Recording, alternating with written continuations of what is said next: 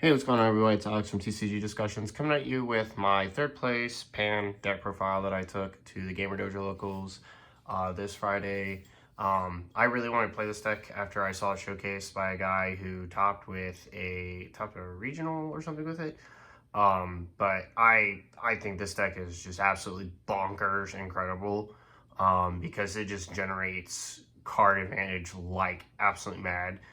There's a few things that I would change about the deck, honestly, after playing it, but I can just definitely see why this is such a powerful deck. And like this leader, while outdated in most instances, is also incredibly like good with the red blue tech that we have currently in the game in Arrival, and you see that with the cool on top, but it's just completely broken. And I went 2-1-1. I drew against blue SS3. We were like at a standstill in time. Like, he wasn't killing me through Topo, and I wasn't killing him because he had Hatch. I lost to King Vegeta.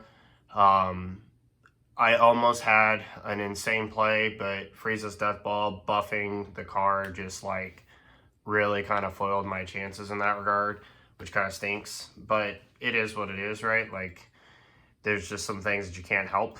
And then I won against New Black Sin Shenron.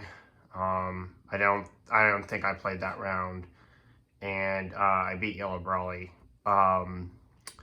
But I mean, honestly, this deck is so powerful when it gets set up. It can honestly probably beat any deck in the game. It just requires like really good understanding of like your opponent's play curves and strengths, and saving like your coolers and boos for like optimal like turns that you need to like just push through and destroy them. So I'll talk about some cards that I would like to play in the deck, and that I think would be really, really good and beneficial, because honestly, with what you do in the deck, you kind of just like break your opponent in a lot of circumstances. So without further ado, let's get into it. So for those of you who don't remember, Pan, when you play a battle card, you choose that battle card. It's the first one you play. And it's one you play. So if your opponent plays a King Vegeta, like a Invader Vegeta, that does not count because they're playing the card to your board. But you buff that card 5k, and if that card has 20,000 power or more, you draw a card. And that's going to be extremely relevant with Frieza Spaceship Army, Frieza's Spaceship package that we play. Untap 2 to Awaken. And this side swings, draws, and gets the same buff effect, where if it buffs something and it's 20k or more, you'll draw a card. So that's what she does.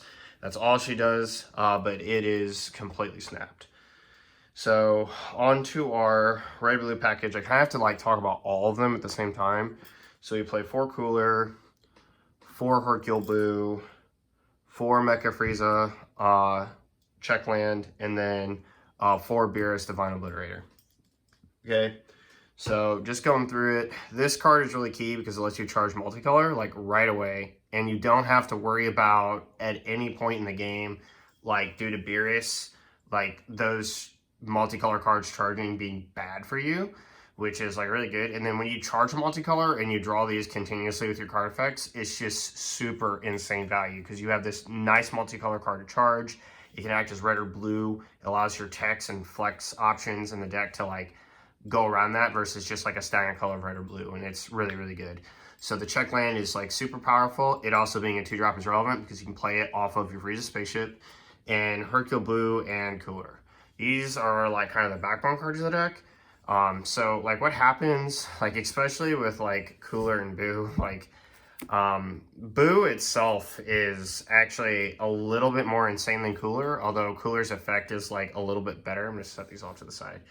So Boo, if you don't know what it does, you arrival at a non-blue. When you play this card, you draw a card, then choose up to one of your opponent's battle cards. You get minus 10k for the duration of the turn. And at the end of this turn, choose up to one of your blue or red battle cards, other than then this card's name and then return to the hand. What is so powerful about that is, so if you minus a card 10k and kill it, it's a -1. It's going to draw you a card, which is another card. That's another plus. So you haven't lost anything in hand advantage. And then Pan buffing it is going to draw you another card. So on your opponent's turn, you can +3 just off playing this one time. And I had a turn where I arrived 2 of these at the same time. So I drew 3 cards, minus 2 of my opponent's cards, 10k, and then bounced a cooler that was in rest mode back to my hand to use it again later, which is busted. It's like, it's so much value town in this deck. And cooler works kind of the same way. So you're going to be able to play this card down, choose up to 2 of your opponent's battle cards, ignoring barrier, give it -10k, and mill the top card of your opponent's deck to the drop area. That's like, the mill effect isn't super relevant, but what is super relevant is the 20k double strike. So when you play this on your turn, it's a 25k double strike. Playing on your opponent's turn, it's going to be a 25k double strike as well. But again, like, there's a potential for a +3. If this thing kills 2 cards and you draw a card, that's still like a +3. And there's lots of weenie cards in the game that you can blow up with this.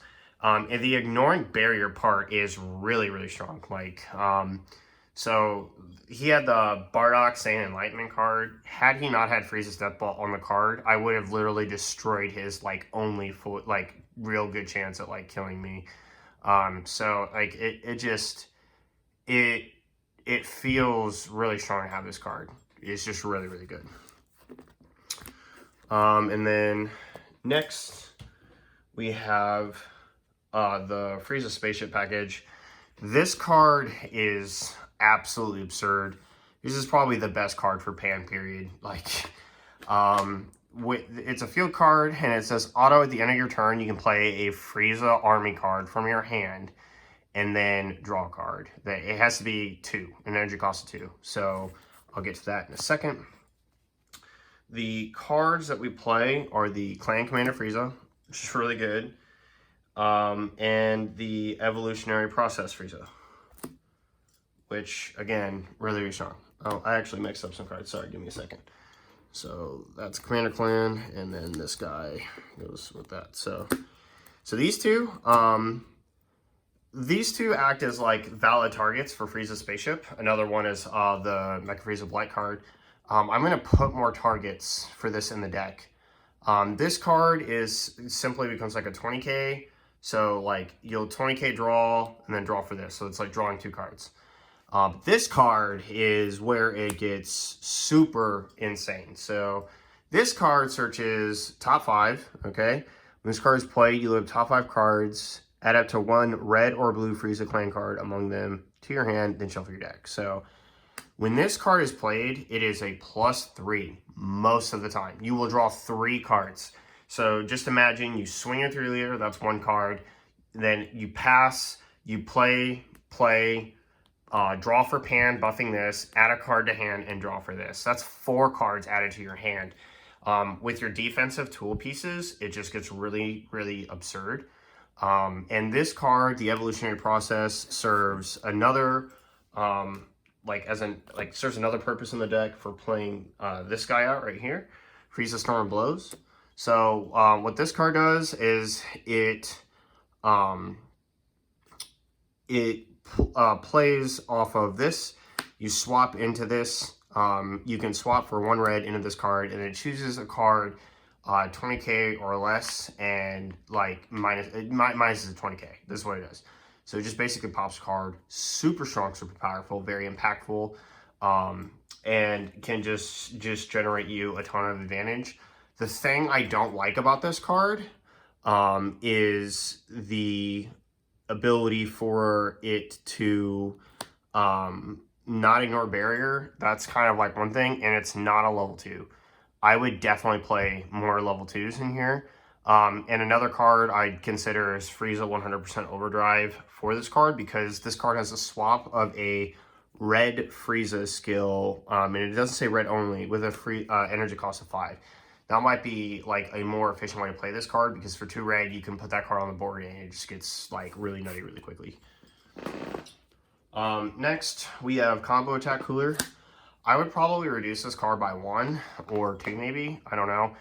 I just saw it a lot, and yeah, you can activate battle, play it in. And when you play the card, you can choose 1 red or blue Frieza Clan card. Other than this card, right?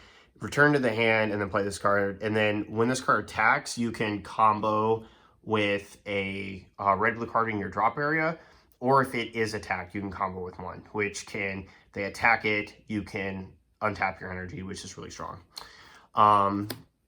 But it's just one of those like really good cards at returning cards to your hand that you need. Like the cooler is probably going to be like your best target, and it just gets, again, it's really good. It's just really strong. Because we play blue in the deck, we play Bean. Bean is just a really good staple in the deck because overall it's going to buff your leader. It's going to untap that energy, allow you to keep extending on arrive plays, and just really shut down your opponent's cards. Like, for example, against King Vegeta, like, all the bond effects, you just don't even care, because if you play 2 coolers or, like, a cooler and a boo, you can just stifle their whole turn, pretty much. And, like, in terms of resource management, like, King Vegeta doesn't out-resource this deck if it's set. Like, it just doesn't. Like, Unisons, you don't care about them because you just swing at them and kill them. So, like, the Piccolo doesn't do anything.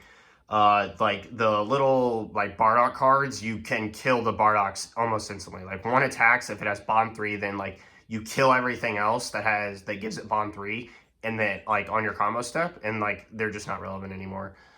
So this card's, like, super good. Bean's just a really good extender. We mained 3 Violent Rays. This was maybe a mistake. Probably, I mean, we have the 4th one sighted in case you're playing against Dark Brawley, of course. But maybe it would have been better to, like, play the King Vegeta's Imposing Presence, I believe it is, instead. Just to have that as, like, a negate that you can play 3 or less life, and just really stifle that, like, attack pressure against Pan, especially if you beam, it gets really, really crazy. And then weakens your cards for cooler and for boo. So I think that's where the deck should go, and then just side the Violent Rays. And we played best of 1, so the Violent Rays wasn't a terrible choice. It just probably wasn't, like, the best. We played 2, Testing the Opposition. This was a fantastic card. It was really, really good. I just wish I had played more of it, like, in any variant of numbers. Like, maybe I have Crowns of Retribution, which you're about to see. Like, maybe if I played, like, 1 less crown or 2 less crown and played 2 more of this or something, it would have been better. But you know, this card's fantastic in Pan.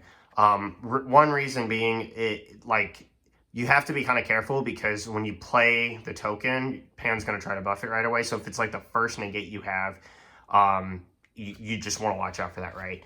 But this negate in tandem with this is the equivalent of a turn stopper. And Topo is really, really strong, right? So Topo in this deck, like, you know, you play it, it's going to get buffed by Pan, and then you're going to draw a card. If you follow this card up with a Testing the Opposition, that says your opponent's going to -5. You're going to draw a card, and they're going to minimum to even swing at you unless they can, unless you can remove the blocker. Basically, they're going to lose 4 cards even to swing at your leader. And it can just straight out end the turn. Topo's absolutely broken in this deck. It is such an unfair interaction because it just says Topo, basically the minus off Topo just doesn't exist. You just basically play the Topo down and then you pitch a card. And the other thing about this is, like, with Violent Rays and Topo, like, pitching the card in this deck doesn't matter because next turn you're probably going to draw 3 or 4 cards, right? And so, like, it just gets really, really nutty really quickly. And Testing Opposition at more would have been just, like, really good to have. We played 2 Brawley Crown of Retributions.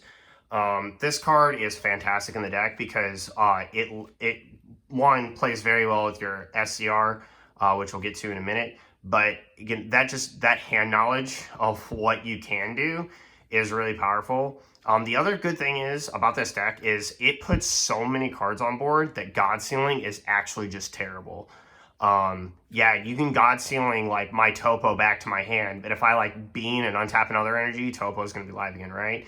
If you like God Sealing a rival card, you God Sealing it back to my hand. If I Bean off that and then replay the card, then you just wasted God Sealing. It allows me to just go off uninhibited for the rest of the turn. And then this card, you play it down, you can just rip the God Sealing out of their hand. You can rip any card that you think is like really problematic, and just kind of prepare yourself for what their play is going to be. That hand knowledge is really, really strong. So it's really good in the deck. I'm not sure if it should just be a straight side card though. And then we play 2 1-ofs to round up the list. 1 Bardic Resolute. It is a busted free play card, so we decided to play it. We don't have many things that like proc it though, which is weird. Like we have the Cooler Double Strike, but it just felt like too good of a card to not have. Maybe it would be better if it was a different card. And the final SCR that we play is Frieza Army Reborn. So this card, at first glance, just doesn't look like a good card to be playing in the deck. But it's actually really busted. So first off with Crown, like you know whether or not they're going to be able to do something about it. If you're playing against yellow or green, they can't really do anything about it. And then if you're playing against Invoker, obviously you'd have to worry about that. Black doesn't have anything, and red can't minus this enough with its counterplay. So a lot of the colors you play against, besides blue, which blue's pretty rampant right now, but like blue's your only real threat against this card. I dropped this almost every game that I played, and I would have dropped it my next turn against King Vegeta if I would have dropped against King Vegeta if I had lived through his attack. He had 95k power and I got up to 75, which is unfortunate. But this card being a board wipe and hand knowledge and ripping a card from your opponent's hand with the crowns, it's just complete annihilation of hand advantage. Like I just can't stress enough. It's so stinking good. And being able to swing with a quad strike means that like your attacks don't have to go very far, right? Like you can swing at unit, like you can get them to 4, swing at unisons, put them in a terrible position, out advantage them, out defend them, frustrate them, get them to play through like topos or whatever, and just know that like you can keep putting constant pressure on their cards and then swing with this out of nowhere and just bomb them. This card board wiping, ignoring barrier is really crazy, and then just looking at your opponent's hand and knowing that like, oh yeah, this is definitely game. Crown giving you that knowledge, oh this is definitely game, is like really good too. So it's a really good SCR, and you can get down to 2 life very safely. Like with testing the opposition, it's really good. Topo is a huge deterrent. It might have been, honestly, I should have just made more testing opposition, like maybe cut Bardock the Resolute and cut a Cooler for 2 more of that, and then gone with the King Vegetas. Because the King Vegetas, the other thing is the King Vegetas imposing presence, they can be played for free.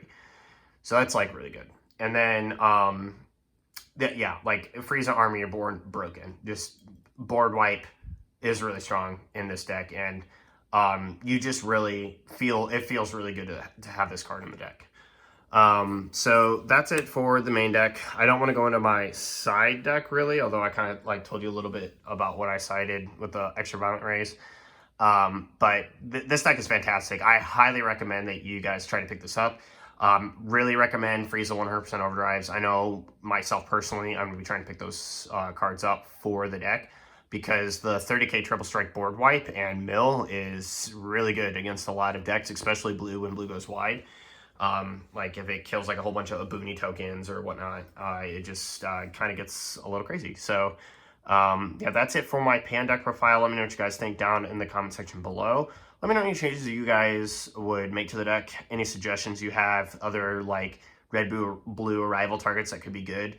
I will say the deck does feel a little bit weird without like more multicolor, because it feels bad to like charge a blue and know that like you want those Friezas in hand to just be auto charge targets, and rely on those more than charging off like red or blue, which are fine with charging red or blue because, like, for example, Violent Rays is just not good against King Vegeta, really, and so you don't mind charging the Violent Rays. You know, or, you know, and you can just kind of gauge and judge that. But yeah, so that's pretty much it for my Pan Deck profile. I will see you guys next time. This is Austin TCG Discussions signing off.